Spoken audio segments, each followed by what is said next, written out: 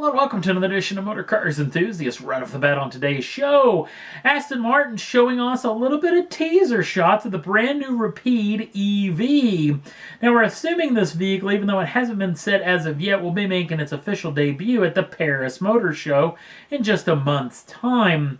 But if you don't know about this particular vehicle, they're only going to build 155 of these for the world, so it's going to be very exclusive.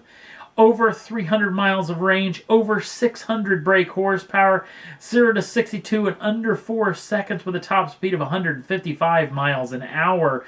And obviously wrapped in of one of the best looking automobiles on the planet. Anything Aston Martin builds is pretty doggone good looking to actually stare at.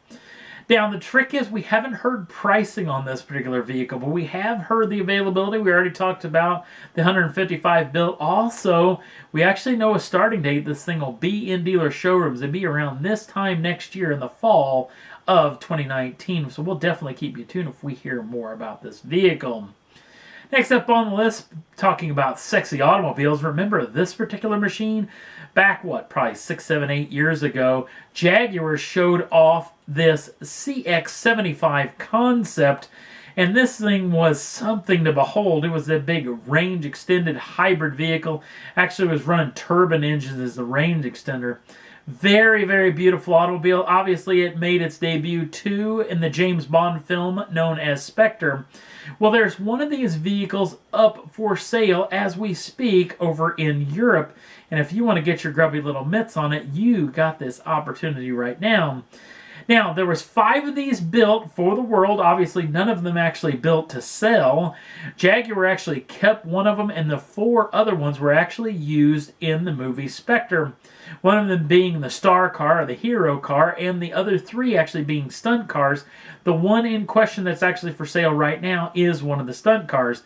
No exotic drivetrain in this thing, just a good old-fashioned, normally aspirated 5-liter V8 and an automatic gearbox with paddle shifts. The vehicle's totally drivable. It is usable.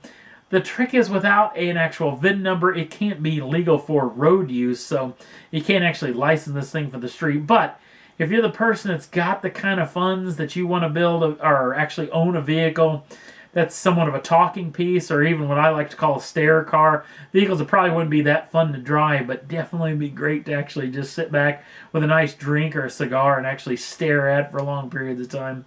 This vehicle is up for sale right now. If you want to jump on over to the Facebook page, run on, scroll your way down till you see the blue one. Yes, the ones in the film were actually gold or a kind of an off-orange color.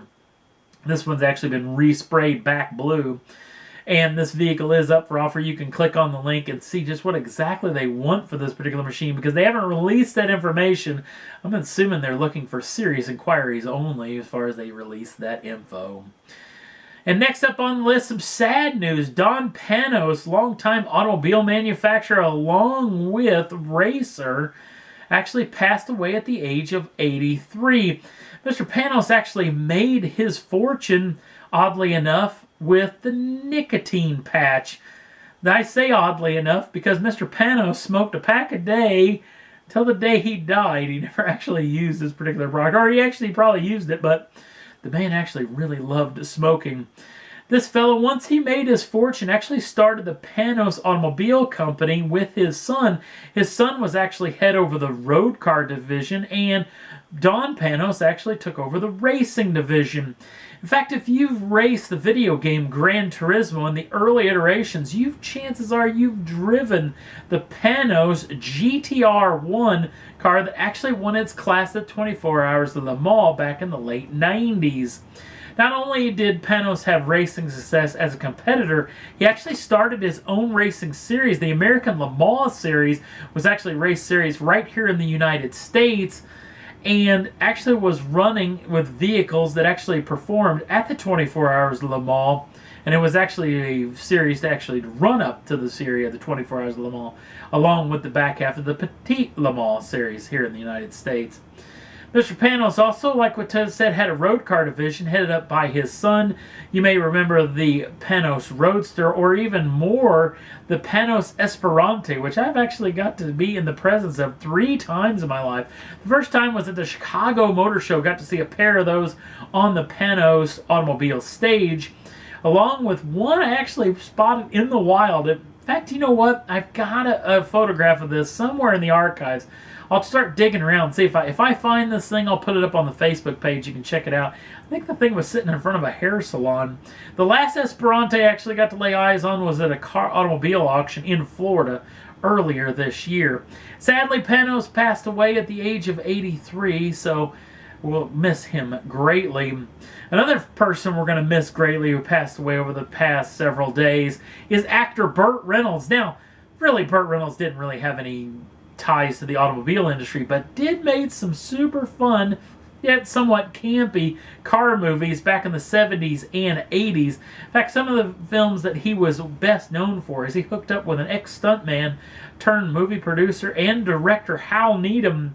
They actually hooked up for the first time on a movie called Hooper, which was actually about a stuntman, but the trick was it did have some killer car stunts in it, along with the longest recorded car jump in history, until it got later actually eclipsed by those guys in a film as well.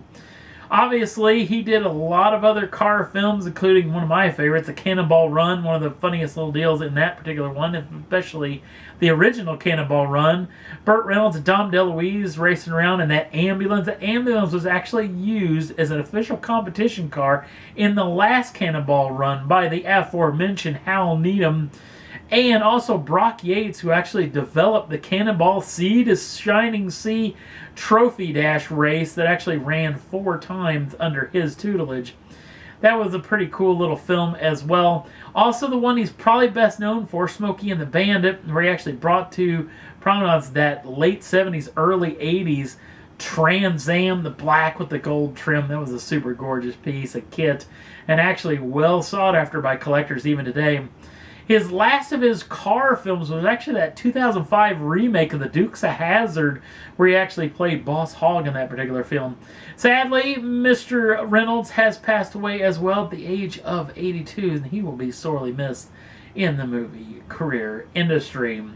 And that's all there was that I thought was worth talking about for this edition of Motor Cars Enthusiast. Don't forget to like us over on the Facebook page. Links down in the show notes. Also, if you'd like to subscribe to the channel, you can do so at any time. Get the first dibs on the brand new shows as soon as they come out. Thanks for watching. We'll see you again real soon.